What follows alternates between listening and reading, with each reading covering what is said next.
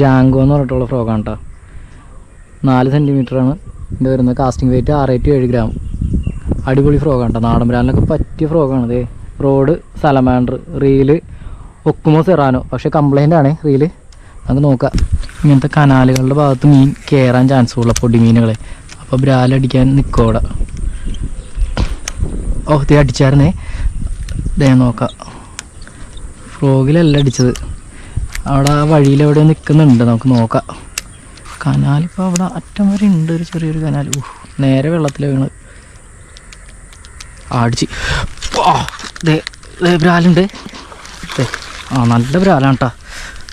അത് പായലിൻ്റെ ഇടയിലൊന്നും തുടക്കി. ഈശോ കിടുക്കാച്ചി ബ്രാല്.